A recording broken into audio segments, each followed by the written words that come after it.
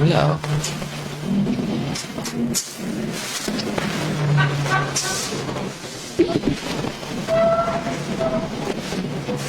Okay, so magandang gabi sa lahat ng nakikinig at sumusubaybay ng ating programang Media Patrol. Nandito naman po tayo at magkakasama-sama sa loob ng isang oras para sa opinyon, talakayan, ninaing ng bayan. Tumawag lamang sa 0956-512-2086. Siyempre, dito lamang po yung simpilan ng Paranaque Net Radio Worldwide. Luzon, Visayas at Mindanao. Ito po ang inyong lingkod, Gaspar Latam, na nagsasabing sa umaga, sa tanghali, maging sa gabi, tayo magkakasama-sama dito po sa ating programang Media Patrol.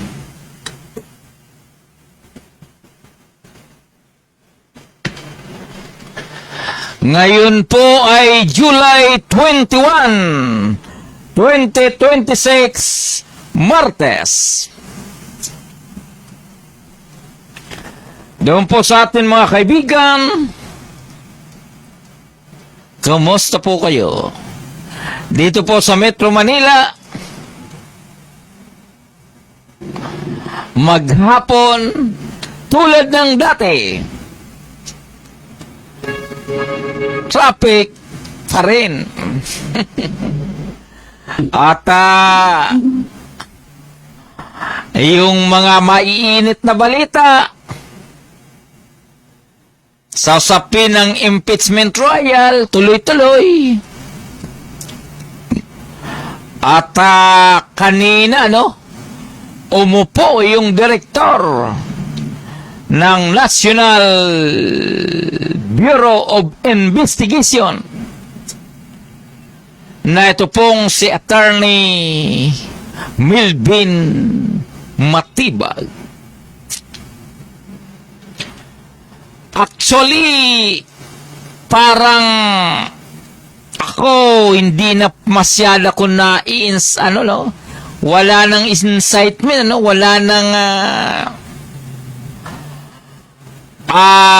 yung pong nagiging takbo ng trial, bagamat ito ay napaka-importante dahil ang nakataya po rito yung kinabukasan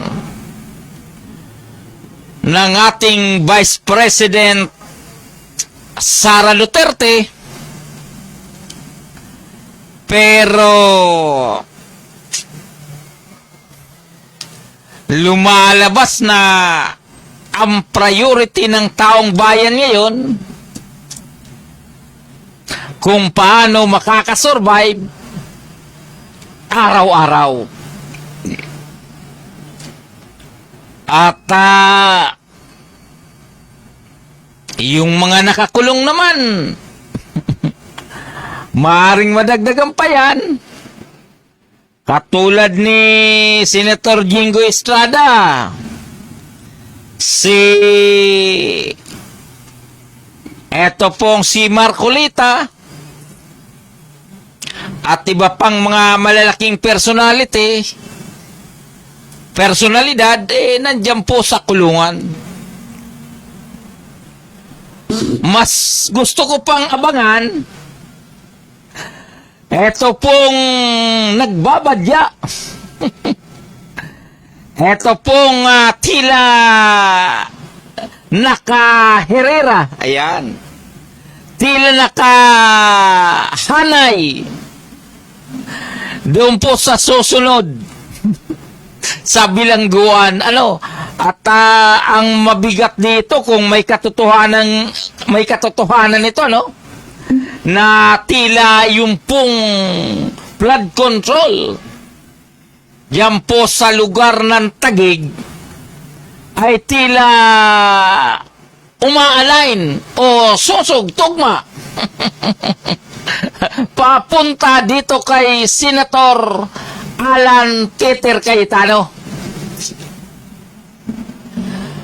Maliban po rito, Dahil nababanggit naman sa national television, national issue, na tila ang kanyang kapatid na dati ring naging city mayor ng Taguig ay tila instead na kakampi ng kapatid ay tila mayroon kutsot, baka ito pong si Lino Cayetano ay pagmulan pa nung mga ebidensya na laban sa kanyang kapatid. At yung pong nabanggit nga ni Milvin Matibag, ni Attorney Milvin Matibag, yung po sa usapin ng 2019 na tila ano na po ito, matagal-tagal na, pero kung ito nga ay may katiwalian, ay baka mapuruhan po itong si Senator Alan Peter Cayetano. Ay titingnan po natin. Total, nandyan nabanggit pa lang ni Matibag yung tungkol doon sa kanyang ginampanan tungkulin noong 2019 na Olympics, ay tila yung magkapatid na si Alan at Pia Cayetano ay tila kumahog na kung paano didepensa ang kanyang sarili.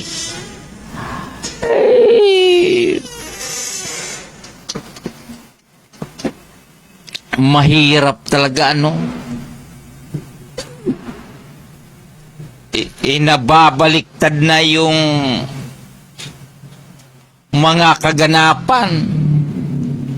Dati-rati ang inuusig, Saldico,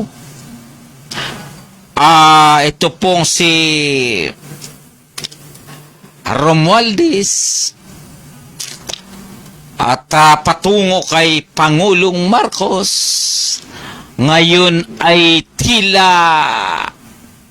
lumiliko na, bumabalandra na ang ihip ng hangin, napupunta na dito kay Alan Peter Tinky Cayetano. Dadako na po tayo doon sa usapin nung dito po sa mga nangyayari sa ating mga kapatid na riders, yung rider at taxi riders, na yung nagsimula po ito doon sa isang riders na binanatan sa Tagiliran. Alam niyo po, kung tutusin, wala nang kalaban-laban, Grabe ang nagiging takbo ng utak ng mga Pilipino. Yung mga masasama, hindi ko sinasabi na yung mga matitino, yung masasama lang. Opo, kasi kailangan pala nung dumali, gustong mangkarnap ng motor. Bakit yung kanya pansinakyan, yung pambinanatan? Tama pa ba yung pag-iisip na yan, Marami naman mga motor na nakaparada na walang driver. Marami naman motor na pwedeng banatan kung talaga yun ang gusto. Pero yung nagpahatid ka pa, umangkas ka pa, nung bumaba ka, pinag-interesan mo na yung motor, pagkatapos sasaksakin mo na lang ng basta-basta. Ako halos hindi ko maisip ang ganong strategy nung gustong mangarnap ng motor eh. Parang hindi ako naniniwala na normal na ganyang pamamaraan. At mahirap dito, may mga sumunod na, may gumaya na. Masama na ang gawain, ginagaya pa nung mga kapwa inotel din. Iyon ang mabigat. Yung gaya-gaya, kahit mali na, ginagaya pa. Pagkatapos, isisisi sa gobyerno. Isisisi kay Pangulong Marcos dahil magulo na daw po ang gobyerno. Kaninong kagagawan ang kaguluhan na yan? Instead ng Vice President nagtutulungan at sakang Vice Presidente, nakabuto tayo na instead na sumuporta sa Presidente, wala pong ibang ginawa kundi atakihin ang pamahalaan, atakihin ang gobyerno. Kaya yung mga tuling o tuliling na Pilipino, ginagaya rin yung inutil na taga-atake sa gobyerno.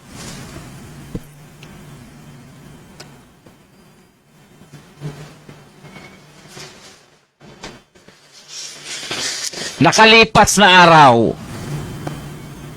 rally dito, rally doon.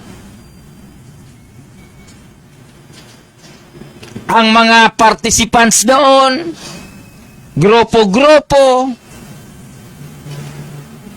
instead na ang bawat grupo ay magbigay ng mapayapang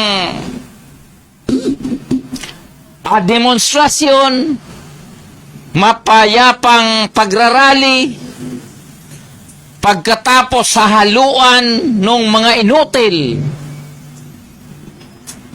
na grupo, pagkatapos maghasik ng masasamang salita habang nasa rally, ito na yung nagiging resulta na yung mga tao naghahasik na rin po ng lagim kahit saan sana lang, kahit saang kalsada. Tama po yung sinabi ni Attorney Melvin Matibag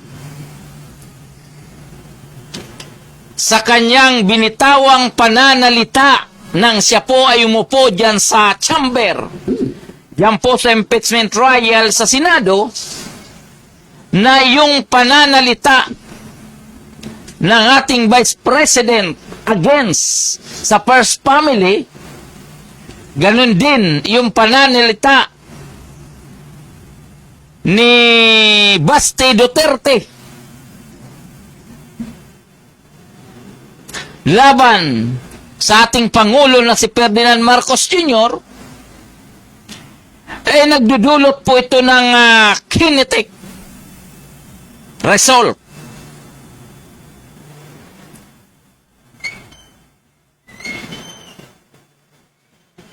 Ayun po ang binitawang pananalita ni Attorney Melvin Matibag, dahil kapag ikaw ay isang responsableng mamamayan, ikaw ay isang responsableng lingkod bayan, hanggat maaari naman, iwasan mong magsalita ng hindi magandang pakinggan, lalong-lalo na ng kapwa nating Pilipino. Ganon din po sa pandinig noong kabataan.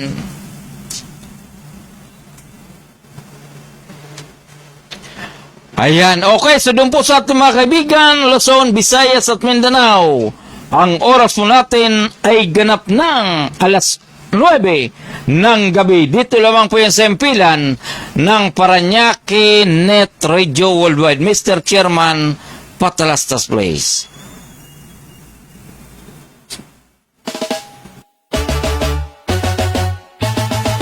Paranaque Net Radio, kami ang kasama mo. Hatid ay saya't kwento sa bawat si Gaspar Latam, tagapagbalitang tapat, laging nasa ere, serbisyo ay sapat.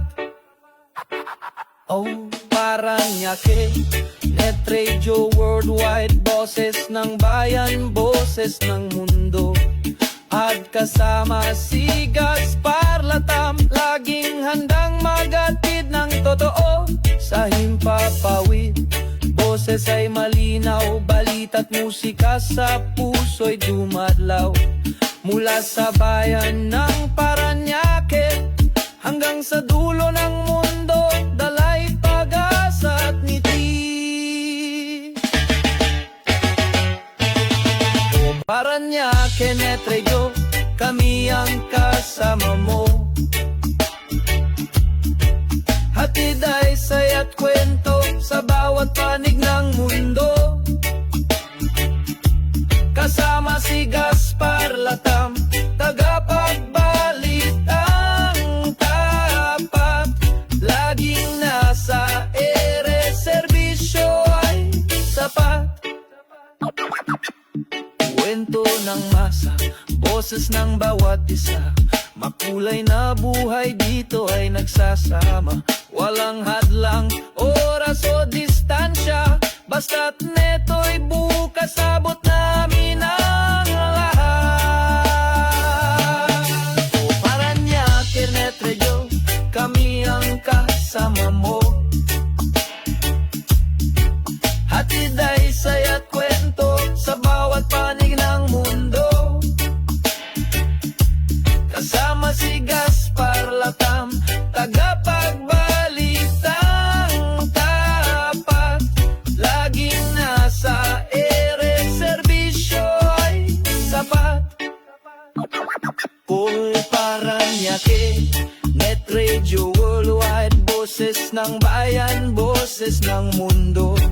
Pagkasama si Gaspar Latam, laging handang magatid ng totoo.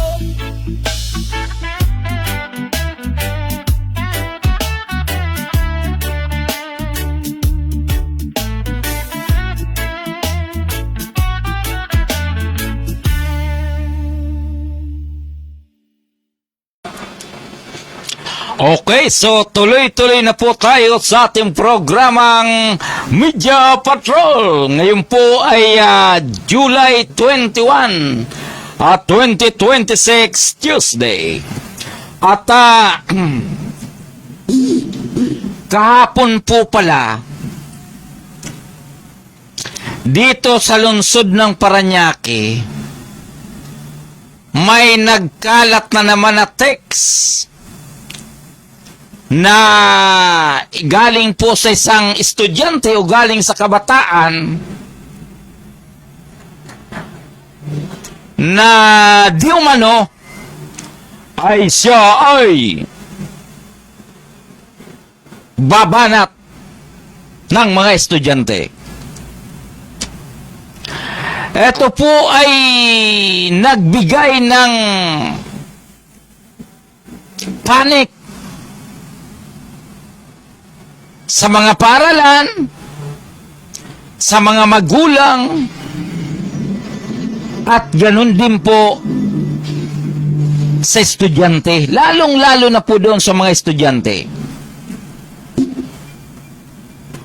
Sa katunayan, ngayong araw, marami pa rin ang hindi pumasok sa kani-kanilang paaralan.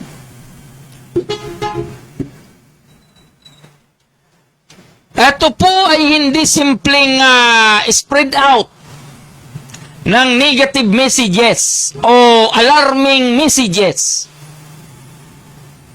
na ipupurwad kung kani-kanino lang, ipupurwad doon po sa kapwa estudyante, maging totoo ito o hindi, ay nagdudulot po ito ng pagpanik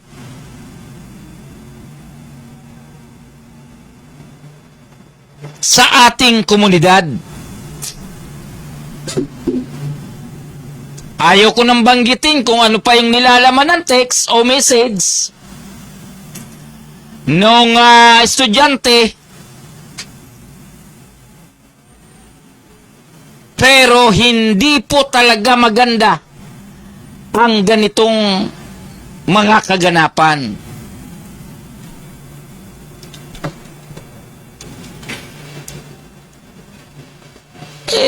Hindi natin alam kung ano ang pinaka-bottom line nito eh. Sabi nga po nila epekto nung social media, epekto sa paggamit ng cellphone, epekto ng iba't ibang uri ng apps, mga gaming sa cellphone, na tila na maninipula yung pag-iisip ng mga users nito, mga users nung mga laro na hindi mo maintindihan. Katulad nung nangyari doon sa mga kabataan na na-involved sa pagpatay, na-involved sa paggamit ng baril o ano-ano paman. Halos hindi na po natin kontrolado kung talagang ano ang nangyayari o kung saan po ito nagmumula. Marami ang mga interpretasyon na ganito ganire, bla bla bla.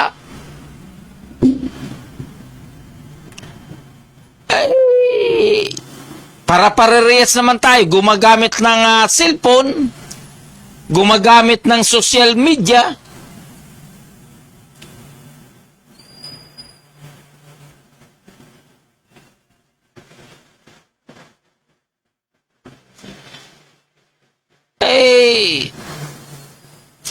Binibigyan tayo ng laya kung ano ang gusto nating panoorin. Pagkatapos, pag tayo may cellphone, hindi natin alam kung ano-anong pinalalabas o dumadampo doon sa may di natin, dumadaan sa ating wall o ano paman.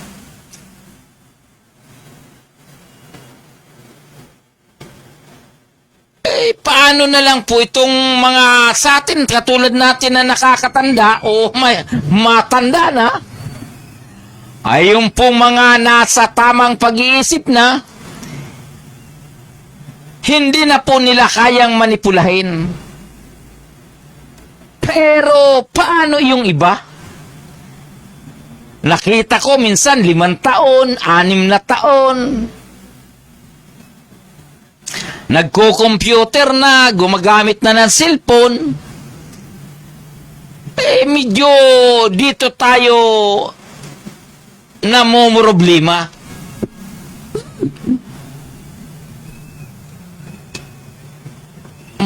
Kung tutusin po ito, direktahan tayo ha. Yung pong sa usapin ng mga makabagong gadgets na ginagamit natin, mabigat po itong suliranin kapag hindi po ito magapan ng ating gobyerno. Hindi po ito biro. Dahil araw-araw nating napapanood, araw-araw nating nakikita o napapanood na iba't ibang uri ng kaganapan. Isa na po rito yung mga contenders, yung gumagawa ng content sa kung ano-ano, para doon sa like and followers o doon po sa mga nanonood. May mga nagbablog po dyan na ganito, ganire. May naghahabula ng kutsilyo. May nagpapaputok ng baril. May mga, talagang makita mo, akala mo tunay akala mo totoo. Ito po ay malinaw na panliling lang doon sa mga nanonood ng kanilang video o ng kanilang ina-upload. sa kanilang FB account.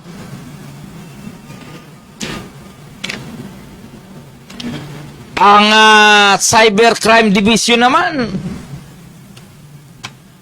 tila ang kanilang focus wala naman dun sa mga content na pinalalabas, ina-upload eh. Parang ang focus nila, kung may nagaganap ba bang cybercrime o may nagaganap ba na mga upload na laban sa gobyerno, may ina-upload na ito ba ay nag-upload nung tinatawag na misinformation.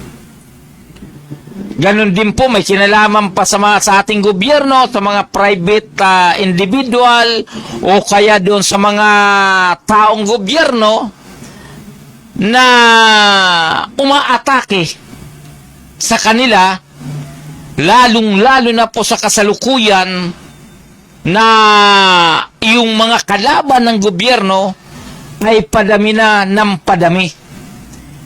Sira dito, sira doon. Sa dami ng kanilang ginagamit na social FB account, ang ating mga alagad ng batas ay tila hindi na namomonitor yung iba na FB users or social media user ay hindi na po nila ito masyado namomonitor.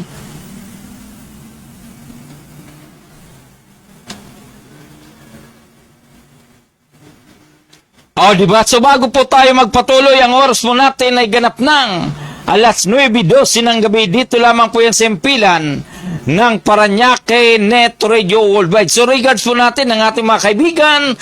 Ganun din po itong si Sister Esther Sebra. And of course, ito pong ating kasamang dito po sa ating Paranaque Net Radio Worldwide. Ito pong si Mor Abing. Regards ko po kayo, 10 ng ating mga kasamahan diyan po sa Express Paranaque News, Media Patrol, Ratsala News at iba pang grupo ng ating Paranaque Net Radio Worldwide. So tuloy-tuloy na po tayo, ano?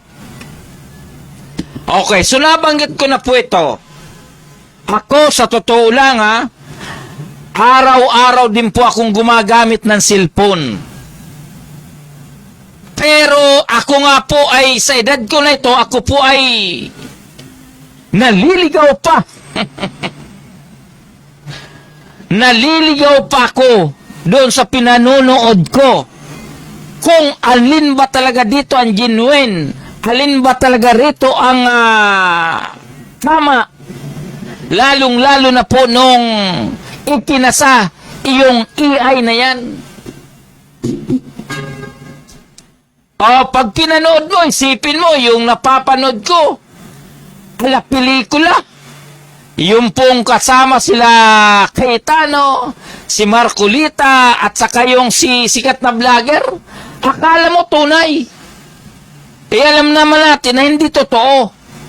Pero ang tanong, bakit ito pinapayagan ng FB o ng Meta?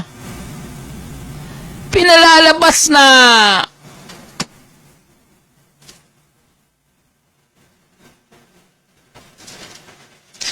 so akala mo for entertainment use only.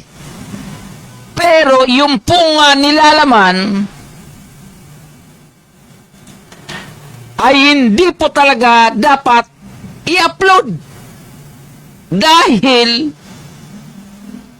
hindi naman talaga totoo.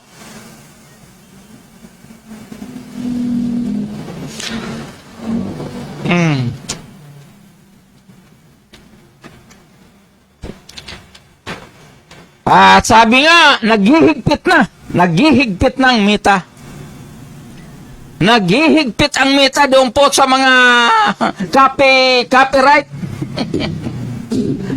Di ba? Kasi kapag nagpatugtog tayo ng kanta dito sa ating programa, babanatan ka kagad ng copyright.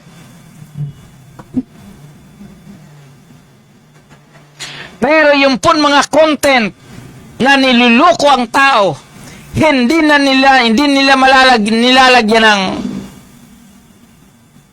huwag niyong panoorin to, niluloko lang kayo.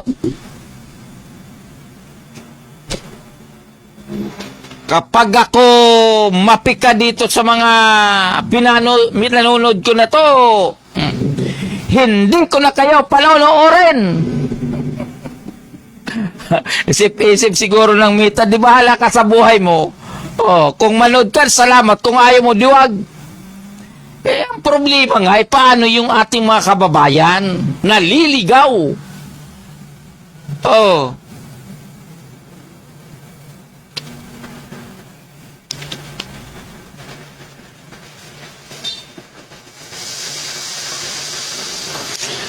Di ba? Dati nung wala pang social media, wala pang cellphone, mas marami pa yung fake news, mas marami pa yung piking tao. Mas marami pa yung mga piking kaibigan kaysa mga fake news na sinasabi. Tama po ba yun? Kasi ngayon wala nang binatbat yung dami ng piking nating kaibigan, piking kasama, o piking kahampi.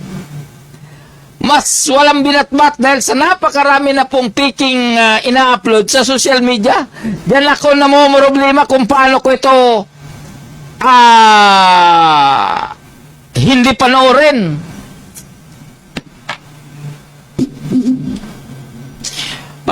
Dami kasi na kahit ako, kung kaya lang naman na hindi ko panoorin, gusto ko nang iwasan na hindi ko panoorin. Ang problema, hindi ko magawa. Paano na po yung mga kabataan na sabi nga, nahuhumaling doon sa kanilang mga gaming na pinanonood. Pero pagdating sa dulo, uutusan na lang na gawin mo ito para magkabigay ka ng award sa akin. Di ba? Katulad nung kwento nung bata. Anong sabi? Naghubad yung bata dahil inuutosan daw siya ng kanyang kalaban doon sa game. Kapag siya ay naghubad, bibigyan siya ng award. Sablay. Actually, sa Meta, itong FB ganun din Uutosan ka. Gumawa ka ng upload. Gumawa ka ng video. Kapag makakalahating milyon ka ng views, ay bibigyan kita ng $50. Di ba?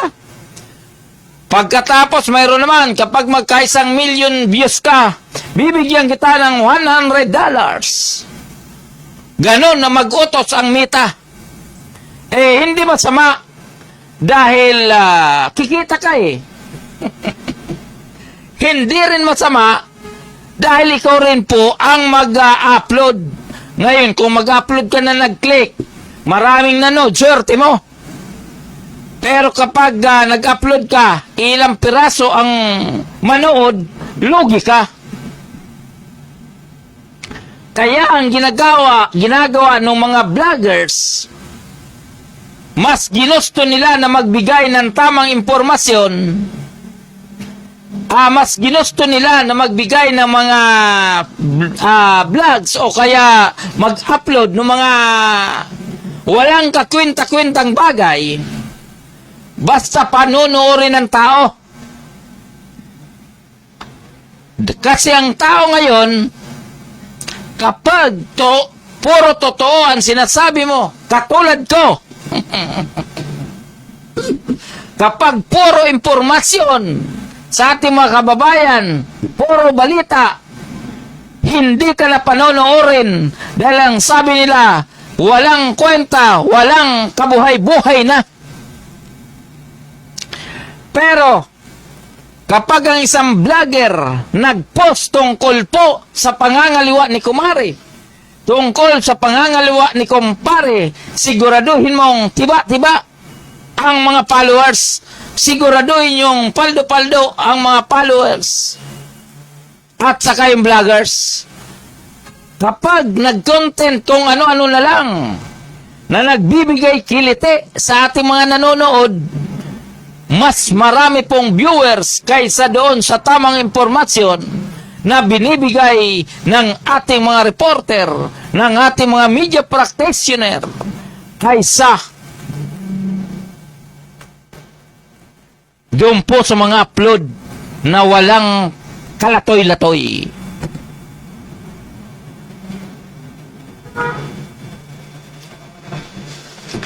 Kaya kapag naligaw yung mga bata, pag naligaw yung mga na may edad na, kapag naligaw yung mga matatanda, sabihin na naman ng Mita o sasabihin naman ng sarili mong pili yan, sarili mong choice yan, kaya wala kang ibang dapat sisihin kundi ang iyong sarili.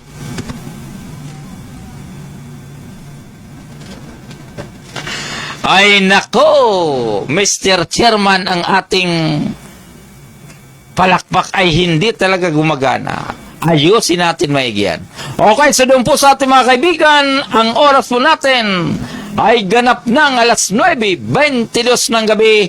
Dito lamang po yan sa impilan ng Paranaque Net Radio Worldwide sa programang Media Patrol. Ayan, so mabuti pa itong ating kaibigan na si Teleradio sa Net Radio. Na ito pong si Redin Oro. Siya po ay nagpo-forward ng mga event. Ito, 750 to 51 pesos gas more. Pasensya na po ba talagang siya po ay nanonood ng art festival diyan po sa Ortigas. Ipo itong si Mr. Redin Oro, in fairness, napakasipag na reporter. Ito po ay batang-bata, 768. Pero maghapon siya pong uma-attend ng event kung saan-saan at talagang siya po ay very informative. Dahil marami po siyang pinupuntahan, katulad nitong kapihan sa PDP ni Mike Rama, Dr. Prol Kalilong, ay talaga naman tuloy-tuloy ang kapihan ng PDP diyan po sa lugar ng Santa Misa. Katulad po nating mga reporter, sa totoo lang, kapag tayo ay hindi umatind ng mga forum, mga media forum, hindi tayo nagko-cover ng mga event, nag-media ka pa. Di ba? Kaya kailangan, kapag ikaw ay isang reporter, ikaw isang media practitioner, dapat may sarili kang report. Mag-attend ka ng mga media forum. Mag-attend ka ng mga event, mga coverage. Para kahit papano, makikita na yung pong pagnanais na matuto, hindi po mawala. Unti-unting natututo, unti-unting nagkakaroon ng mga karanasan na may kinalaman sa reporting. Malaking bagay na po yun. Kaysa sasabihin, media ko, ang problema, palagi ka lang nasa bahay, patay tayo dyan. Okay, so tuloy-tuloy na po tayo sa ating mga kaibigan dito po sa Metro Manila. Talaga namang mainit na mainit ang panahon, lalong-lalo na pagdating ng tanghaling tapat. Ibang-iba. Akala natin summer na summer. Kapag walang aircon, hindi ka na makatulog, hindi ka na mapakali dahil sa sobrang init. Yung po ay patalastas po yan, hindi po balita yan. At tayo po ay malapit na po tayo magtapos. Pagpasensyahan nyo na po kung bakit ang ating mga tinalakay na isyu ngayon ay talagang may kinalaman sa pang-araw-araw nating ginagawa, lalong-lalo na po doon sa ating mga kabataan dahil yung pong panic nung paralan, panik ng estudyante, panik ng mga magulang, hindi po kayo nagatid na magandang kapaligiran o hindi kayo nagbigay ng magandang pwedeng mapakinabangan, bagkos takot, panik.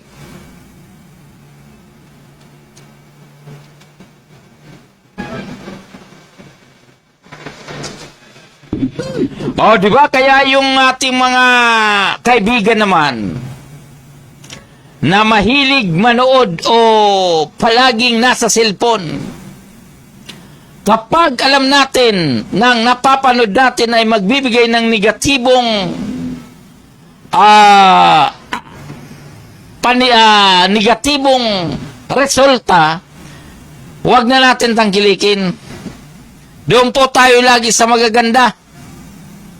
Para pagtulog natin, hindi tayo gisingin ng guni-guni. Di ba? Mahirap yan, di ba, Morabing? At yung pong sila, sino ba si Santos Ildes? At saan ba itong si Rico Arreglo? At yung po palang correspondent natin sa Masbate, regards po natin, si Cedric Yagbuay, dyan po sa lalawigan ng Masbate, regards po natin at arangkada na po ito. Magbibigay na po ito ng mga balita galing po dyan sa lalawigan ng Masbate. At malayo-layo po ito, pero dahil nga po siya po ay ating makakasama na, kaya po yung mga kaganapan dyan po sa lalawigan ng Masbate ay atin na pong mapapanood, mapapakinggan dito po sa ating programang Media Patrol and of course sa Paranaque Net Radio Worldwide. So, doon po sa ating mga kasama, dito po sa Paranaque Net Radio, sa PDMSI at sa iba pang media organization, gusto ko pong ipaalam sa inyo na muli po tayo magkakaroon ng media forum sa darating na Agosto, ika-6 ng Agosto.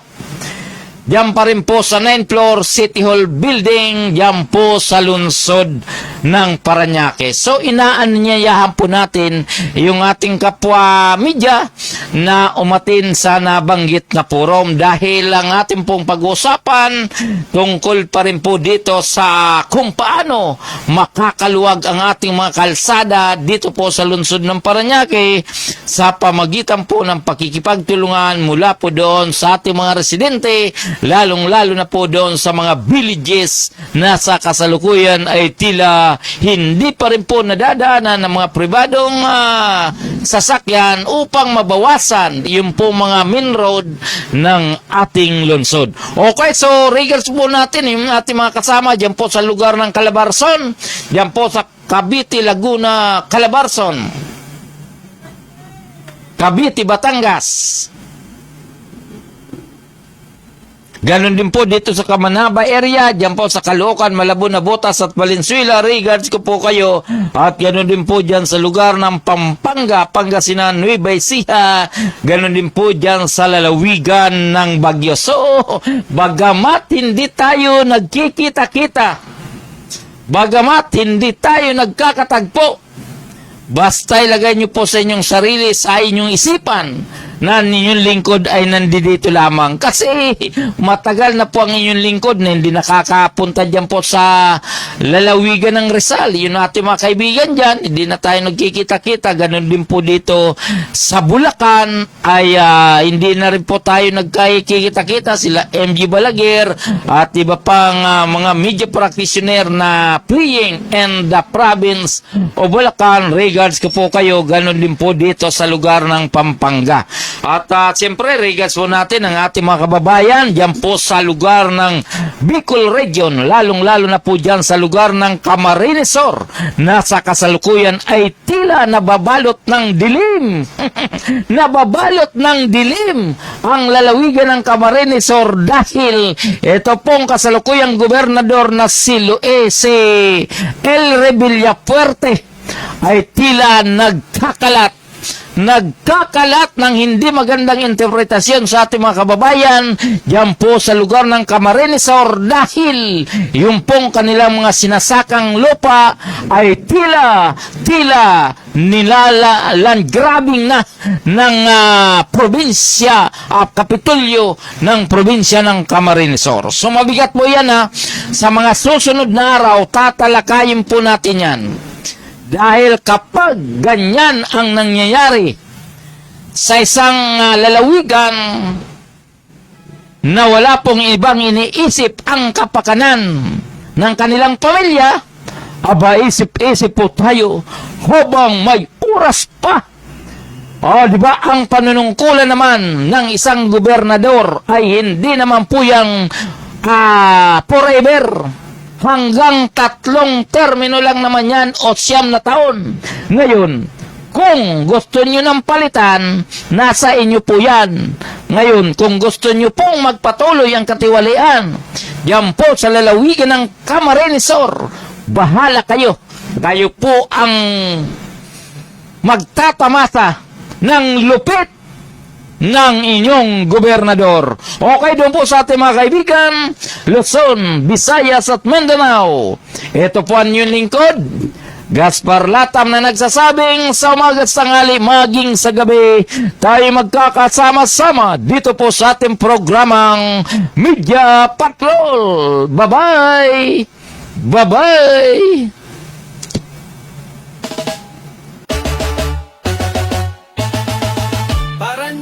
Kenetreyo, kami ang kasama mo. Hatid ay saya't kwento sa bawat panin ng mundo. Kasama si Gaspar Latam, tagapagbalitang tapat.